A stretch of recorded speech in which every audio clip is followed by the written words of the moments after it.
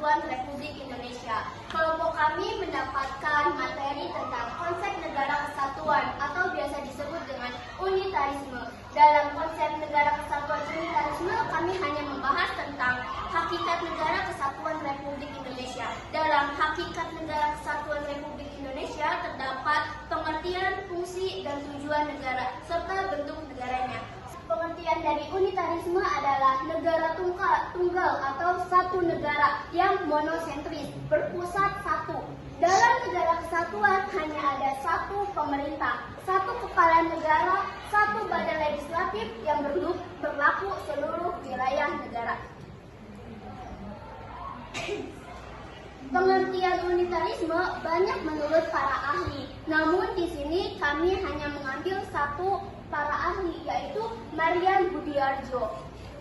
Dalam pengertian menurut Marian Budiardjo, negara diartikan sebagai suatu daerah teritorial yang rakyatnya diperintah, governed, oleh sejumlah pejabat dan pihak-pihak yang berhasil menuntut warga negara untuk taat kepada peraturan perundang-undangan dengan penguasaan kendali monopolistis dan kekuasaan yang sah.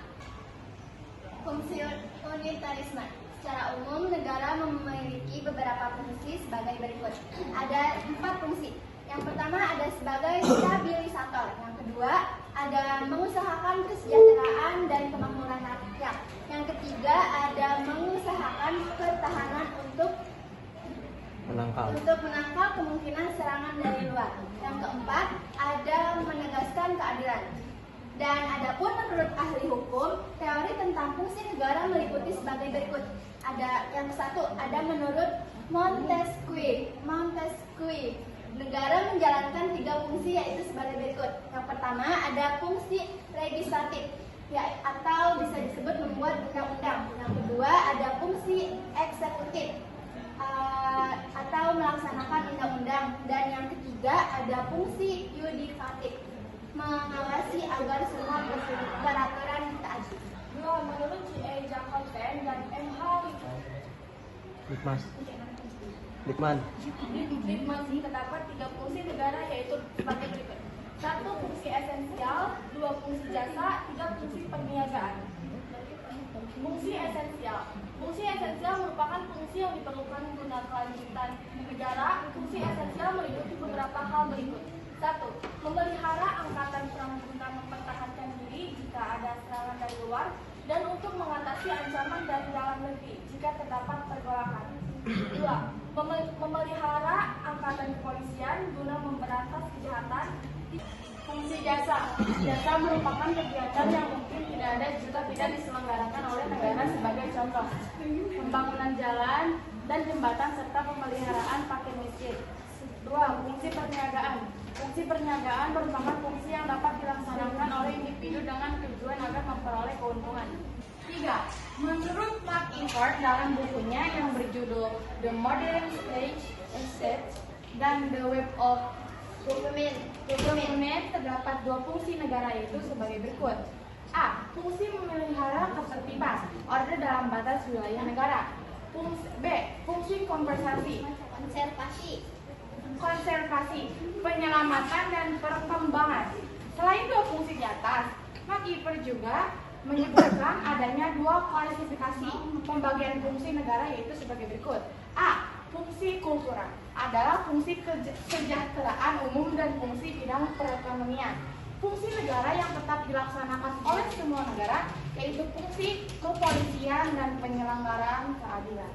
Unitarisme. Adapun tujuan negara kesatuan Republik Indonesia adalah seperti yang tercantum dalam pembukaan UUD 1945 alinea 4, yaitu sebagai berikut. 1. Melindungi segenap bangsa Indonesia dan seluruh tumpah darah Indonesia. 2. Memajukan kesejahteraan umum. 3. Mencerdaskan kehidupan bangsa. 4. Ikut melaksanakan ketertiban dunia yang berdasarkan kemerdekaan, perdamaian abadi, dan keadilan sosial. Berkaitan dengan tujuan negara, terdapat beberapa rumusan yang dikemukakan oleh para ahli, yaitu sebagai berikut. 1. Teori kekuasaan. 2. Teori perdamaian dunia. 3. Teori teori kemerdekaan atau jaminan atas hak dan kebebasan. 4. Teori kesusilaan. 5. Teori kebahagiaan. 6. Teori keadilan. Dan 7. Teori kesejahteraan. Bentuk negara merupakan batas antara peninjauan secara sosiologis dan peninjauan secara yuridis mengenai negara.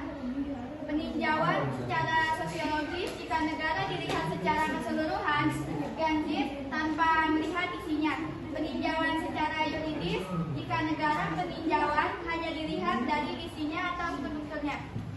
Negara kesatuan. Negara kesatuan merupakan negara yang bukan tersusun dari beberapa negara, melainkan hanya terdiri dari satu negara, sehingga tidak ada negara di dalam negara. Pertama, negara kesatuan dengan sistem sentralisasi, semua hal diatur dan diurus oleh pemerintah pusat, sedangkan daerah hanya menjalankan perintah-perintah dan peraturan-peraturan dari pemerintah pusat. Yang kedua, negara kesatuan bersistem desentralisasi, daerah diberi kekuasaan untuk mengatur rumah tangganya sendiri, otonomi swatantra. 2.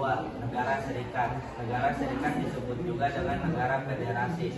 Negara serikat atau federasi adalah suatu negara yang merupakan gabungan dari beberapa negara yang menjadi negara-negara bagian dari negara serikat, seperti Amerika Serikat, Australia, Jerman, Malaysia, dan Swiss. Perbedaan antara negara kesatuan dan negara serikat. Perbedaan antara negara kesatuan dan negara serikat diantara itu ada faktor pembeda. Faktor pembeda itu diantaranya ada susunan negara, pemerintahan negara, konstitusi, sistem pembagian kewenangan. Nah, dalam negara kesatuan yang menjadi faktor pembeda yaitu susunan negara. Dalam negara kesatuan yaitu susunan negara tunggal, negara kesatuan yaitu tunggal, hanya satu. Tetapi menurut negara serikat, susunan negara itu adalah jamak. Yang pertama negara federal, yang kedua adalah negara bagian. Dan yang kedua adalah faktor pembeda dari negara kesatuan dan negara serikat adalah pemerintahan negara. Dalam negara kesatuan, pemerintahan negara yaitu pemerintahan tunggal, pemerintah negara atau pusat. Dan untuk negara serikat, pemerintahan jamak, yaitu yang pertama ada pemerintah federal, dan yang kedua ada pemerintah negara bagian. Dan yang ketiga, faktor pembeda dari negara kesatuan dan negara serikat adalah konstitusi. Konstitusi tunggal atau konstitusi negara kesatuan. Dan dalam negara serikat adalah konstitusi jamak. Di antaranya ada konstitusi negara federal dan konstitusi negara bagian. Yang keempat adalah faktor pembeda dari negara kesatuan dan negara serikat adalah sistem pembagian kewenangan. Dalam negara kesatuan, pemerintah pusat memiliki kekuasaan dan kewenangan untuk memberi atau menyerahkan dan menetapkan kewenangan kepada pemerintah daerah. Dalam negara serikat, kewenangan pemerintah negara federal merupakan hasil dari kesepakatan pemerintah negara bagian. Kewenangan pemerintah negara bagian merupakan sisa atau residu dari kewenangan pemerintahan negara federal. Oke, terima kasih. Dari itu adalah presentasi dari kelompok kami. Mungkin dari kelompok lain ada yang mau dipertanyakan, silakan. Jika kurang ada yang kurang dipertanyakan.